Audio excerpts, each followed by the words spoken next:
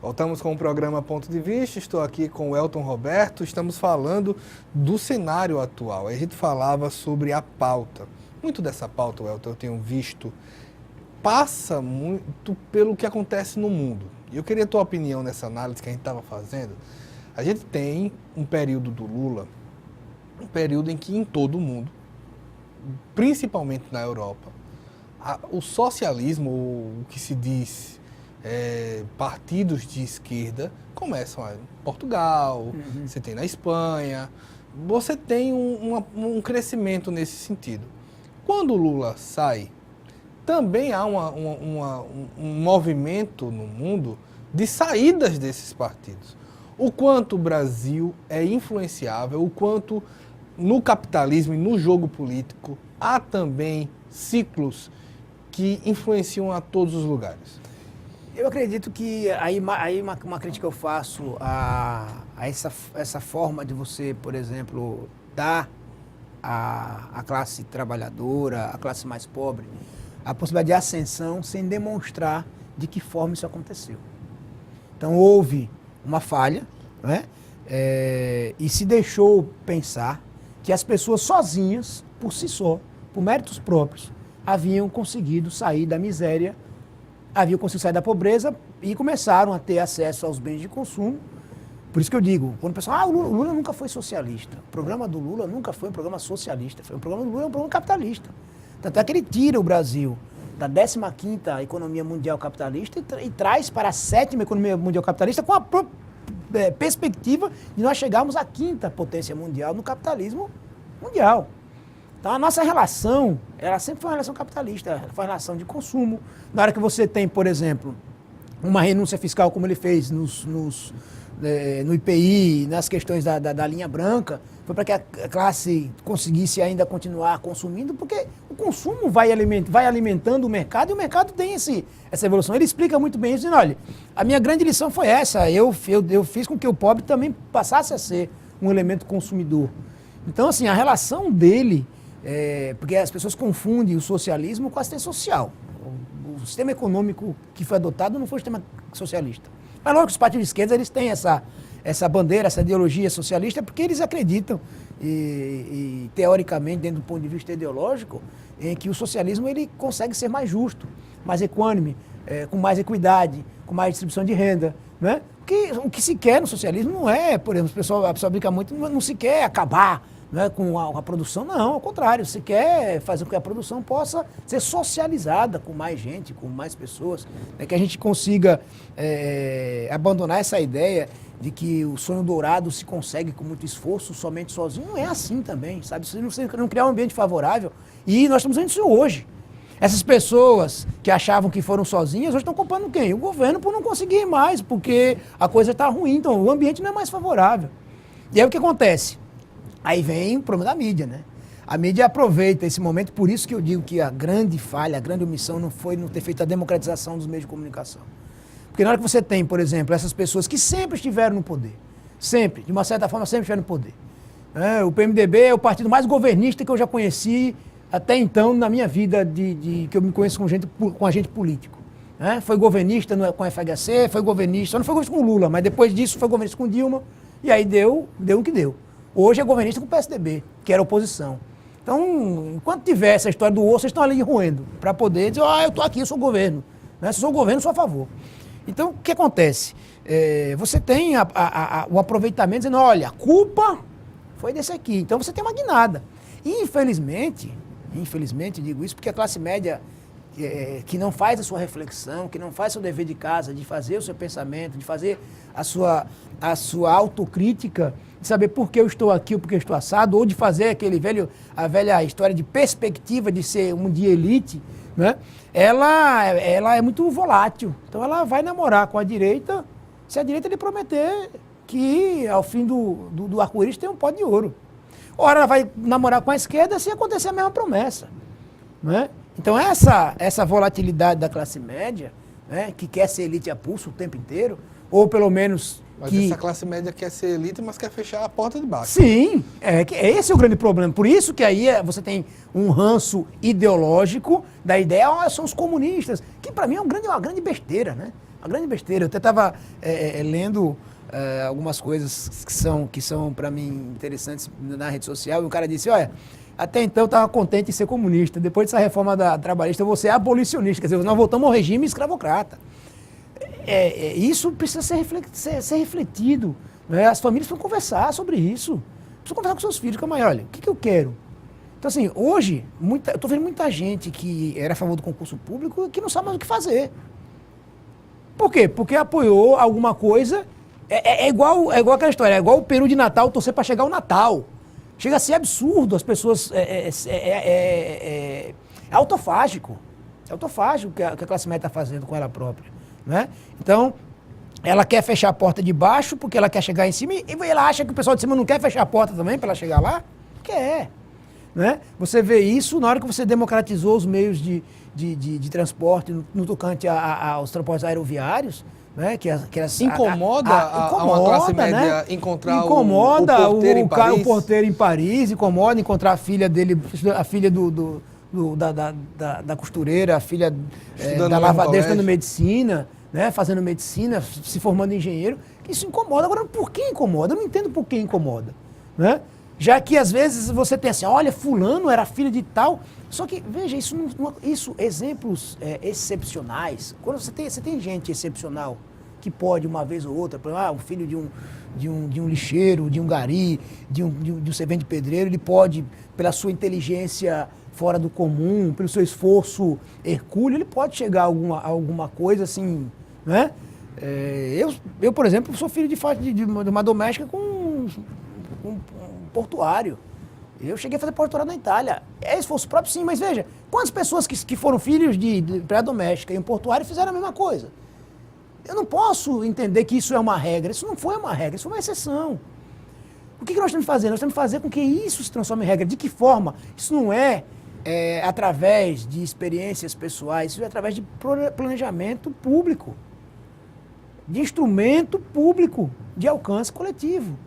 Mas, infelizmente, você tem uma capacidade intelectual de fazer reflexão muito pequena.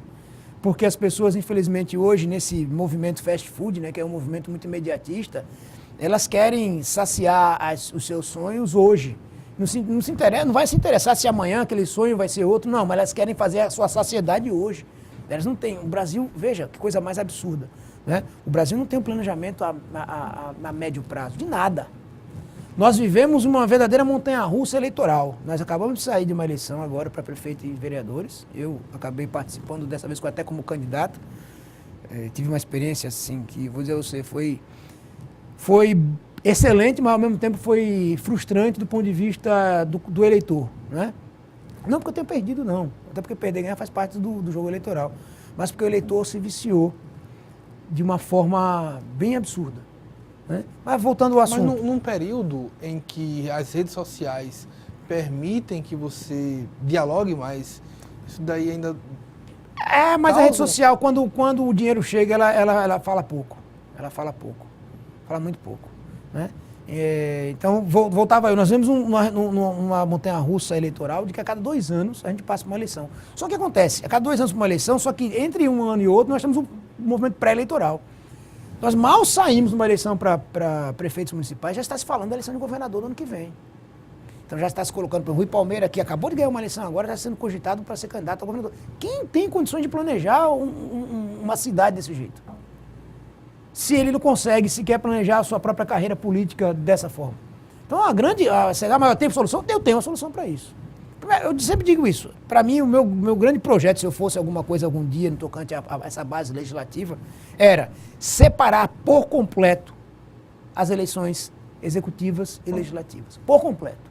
Nós iríamos votar em um ano para presidente, governador e prefeito, porque aí sim nós iríamos cobrar projetos de base executiva do governo e não ficar perguntando para o presidente se ele é a favor ou contra o aborto, que não é a função dele, porque não é ele que faz a lei para dizer que o aborto é crime ou não. Se eu vou perguntar para o presidente se ele é a favor ou não da descriminalização do uso da maconha, não é ele que faz a lei. Eu não vou perguntar para o presidente se ele, na verdade, é ateu, é evangélico, é católico, porque na base religiosa nós não temos nada a ver com a questão que vai fazer o seu projeto executivo. Porque a gente fica fazendo quinquilharias. tem que perguntar exatamente assim, qual é o seu projeto econômico para o país? O que você pensa sobre a educação desse país? Aí é uma coisa. Separaríamos a eleição para o legislativo. E aí, para o legislativo, a gente começar a perguntar, vem cá, e o senhor, deputado, o senhor é a favor ao aborto? Porque aí sim eu posso perguntar para ele. Porque ele vai fazer um projeto de lei para isso. Compreendeu? Então, a eleição ela é dividida. E impedir mesmo, que haja essa fusão. O camarada acabou de ser eleito vereador, ele não completa o mandato, já quer ser deputado daqui a 2 anos. Mas hoje, o que há de mais avançado em discussão é a lista fechada. Veja, com partidos frágeis que nós temos, como é que uma lista fechada vai representar a vontade do povo? Partidos de aluguel que nós temos. Aliás, o número de partidos que existe nesse país ele já é absurdo. Porque, mas isso é democracia. Calma aí. Você está confundindo democracia com bagunça, com baderna. Você cria um partido político nesse país com uma facilidade do mundo. Você está criando um partido do Corinthians, que eu dei outro dia lá. Quer dizer, veja. Né? A gente tem que ter plataforma. Tem coisa séria. Aí você cria partidos que essas legendas viram legendas de aluguel, para essas pessoas ficarem na época eleitoral negociando isso. Então vira uma grande negociata. Os partidos que na minha concepção, têm o seu programa, né, a sua concepção partidária, o PT, o PSDB, né, o PMDB, ainda que não acho que seja um partido, mas seja uma grande frente, né, partidária, porque ali acomoda, né, de gregos a baianos, né, eu nunca vi uma coisa dessa também, mas acomoda, né? O PSB, que infelizmente hoje não sabe mais o que é também, mas é um partido que a gente tem que respeitar. Mas tem um partido, né, que saiba? O problema é essa questão que eu digo sempre, Ideologia que deveria ser programática e virou pragmática. Ideologia hoje não é um produto numa prateleira? Sim, virou. Porque, por exemplo, na hora que você tem essa história das alianças que deveriam ser programáticas e são pragmáticas, e por que alianças pragmáticas? Você começa a fazer a famosa conta. Né? Junta 5, 6, 7, eu preciso ter coeficiente de 20 mil, faz um vereador, faz um deputado estadual, junto aqui tantos partidos, faço a conta. Então, de uma certa forma, o que aconteceu? Por isso que nós temos hoje, tem que explicar para o eleitor isso, por isso que você às vezes tem um camarada que teve 7 mil votos e ficou de fora, e o cara que teve 3 mil entrou. Né? Porque essas alianças que são feitas pragmáticas e não programáticas, tiraram a chance de quem estava trabalhando uma questão programática. E aí hoje nós não temos mais de forma a cobrar. Então, assim, essa omissão que eu acredito que tenha havido, esse defeito que tenha havido no governo Lula e Dilma, foi não fazer essa reforma política. Mas, de certa maneira, quando se discute a questão de número de partidos, se bota no papel, aí faz bem assim, olha, tem que ter tantos votos. Um PSDB, um PCdoB, um PSTU, estão fora. Sim, mas aí é que tá. Se ele está fora, ele tem que começar a compreender e fazer disso a base dele. Eu não posso partir do pressuposto, porque ele está fora, eu vou ter que fazer de outra maneira. Entendeu? Ele não é partido. No campeonato, por exemplo, no campeonato de futebol, não joga o pequeno com o grande? Eu sei que ele é pequeno, mas não são 11 contra 11, ele não joga do mesmo jeito, no mesmo tempo, no mesmo tudo. Pronto. Como é que ele se transforma em grande? Aí, da sua estruturação, da sua forma de ser, ele vai conquistando a sua base. Né? O PT não nasceu grande, o PSDB não nasceu grande, o PMDB não nasceu grande. Esses partidos, eles foram sendo construídos, né? E ao longo do tempo foram participando, vão perdendo eleições, foram mostrando para que vieram e vão conquistando adeptos. Né? Não só afiliados, como simpatizantes, porque o número de filiados é um número que é necessário para o partido sobreviver, mas com certeza ele não vive só de filiados, ele vive de simpatizantes, pessoas que agregam valor a ele, que vão naquele momento dizer, olha, eu estou cansado de votar nesse partido, quero votar em outro para poder ver se melhora. Porque, inclusive, essa é uma experiência que eu digo, é isso que amadurece o eleitor. A gente precisa entender que essas guinadas políticas partidárias são essenciais para a oxigenação do próprio processo eleitoral. O que não pode acontecer é, não estou gostando desse aqui, eita, fui enganado, vamos lá caçar, vamos inventar uma historinha, tome impeachment. Isso não é democracia, isso é o contrário, isso aí é uma verdadeira atentado e vai começar a dar a ideia ao eleitor que a força de voto dele não vale nada. Por quê? Porque o Poder Judiciário ou o próprio Parlamento, que é votado não de maneira direta, da forma como efetivamente deveria ser, né? Ele pode caçar alguém que não teve por uma relação congressual com ele. E que relação congressual poderia ser essa? É um dos assuntos que a gente vai abordar no próximo bloco. A gente vai para um breve intervalo. Nós voltamos já com o programa Ponto de Vista.